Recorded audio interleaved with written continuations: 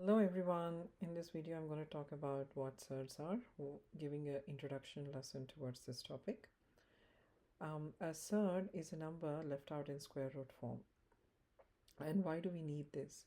We use surds to know or write exact value, especially in the world of industrial market where you are manufacturing or identifying some tools that need to measure precise values. Even rounding like 3-4 decimals is not enough, and you are expecting to have an exact value. This situation is quite helpful, this application of law of surds. Now the surds are written in terms of square root, so we leave the number inside the square root. So I have a quick example. So let's say you have square root of 2. So if you put this value in the calculator, it would give you 1.414. So this is like rounding off to 3 dp. Now if I'm multiplying square root of 2 times square root of 2, then you would have done, if you'd have rounded it off to 3 dp, you would have done 1.414 times 1.414, you would end up as 1.999. Well, you can say that's close to 2. But what if there is that off 0.001 can give some other difference in the dependent value of this number, right? But if you had done square root of 2 and times square root of 2, you would have written it as square root of 2 whole square. So the square root means power of half. So you know index laws, power to power half times 2, you would end up as 1. So 2 power 1 is nothing but 2.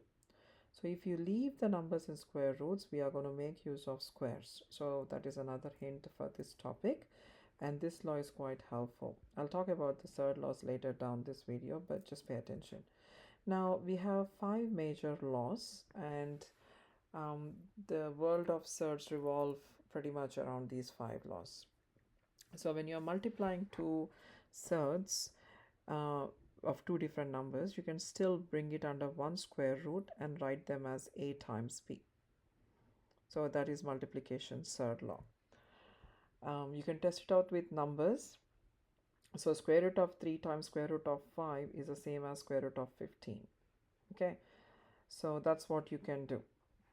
Next, for division, square root of a over square root of b is nothing but you can bring both numbers as a fraction under the division of one square root.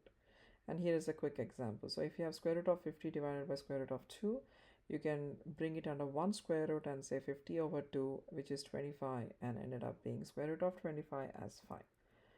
Okay, so you can pause at your own pace or slow it down, and then you can just watch it out.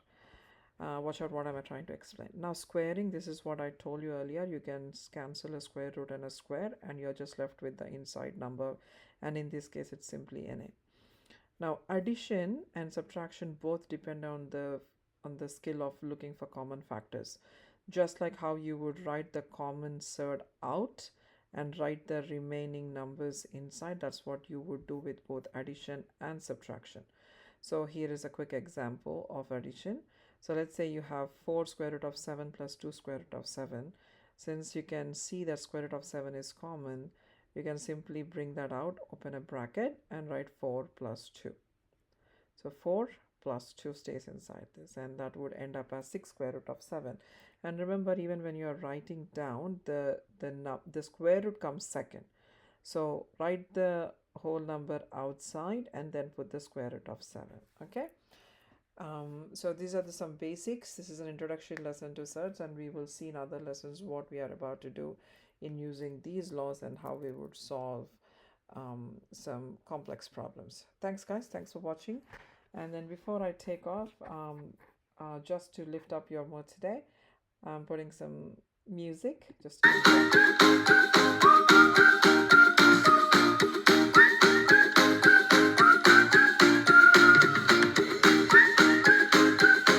Alright guys, have a wonderful blessed day. Bye bye.